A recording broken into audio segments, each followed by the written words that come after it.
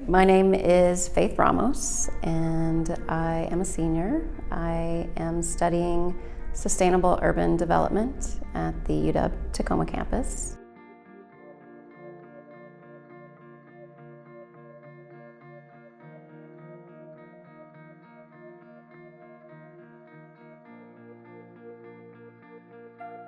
I had a really incredible time there meeting 50 different people. Really bringing that passion to affecting change was inspirational and so fast, just in 4 days to have people really wanting to work together, to have that be foremost in their minds, and to have everyone be really excited about what each scholar brought to the table, what each individual person brought to the table, and to have that be a celebration of community.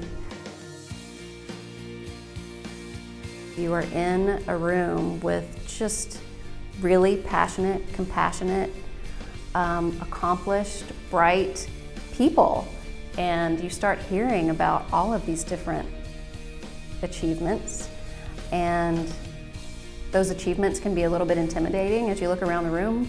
And one of the alum actually stood up and he said, I think the first night, if you are experiencing imposter syndrome, this is without it really being brought up that I was aware of, everyone in this room may be experiencing imposter syndrome. And rest assured, you were all chosen specifically for the work that you've done and for the dedication that you bring. A formerly industrial community, Seattle South Lake Union community. There was a lot of affordable housing there, and just a real, DIY aesthetic, a real sense of community. And that land was chosen for development by several different corporate entities. And those people were displaced. I was seeing the nonprofits fall by the wayside. I was seeing all of these creative places for the community to come together for a variety of disciplines and for a variety of reasons, but these places for community were disappearing and there was nothing being built in their place.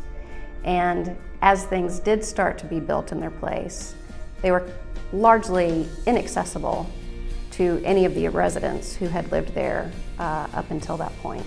So I decided to make a documentary and share their stories.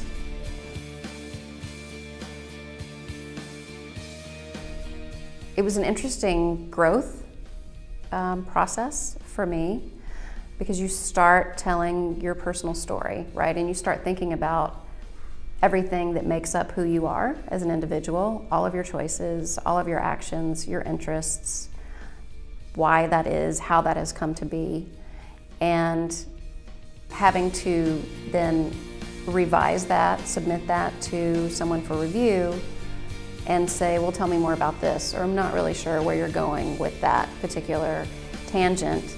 Revising, reworking, digging deeper, bringing it back,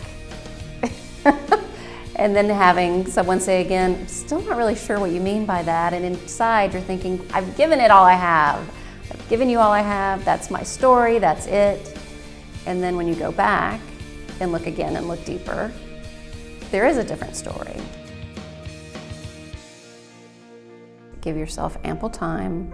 You will think, well, I've written that draft and I was thoughtful about that draft, and okay, and I didn't just jot something down and submit it. I revised on my own and then submitted that draft. And I really, when I say revise, give yourself that time, that is my number one recommendation. That said, an additional recommendation is to tell your story. You're a unique individual, everybody tells you that, but you probably kind of think, yeah, okay, there's 7 billion of us in the world, how unique could I possibly be? But you have a unique story. You're here because you feel like you have a story to tell. You're in school because you feel like you have a story to tell. You have something to offer.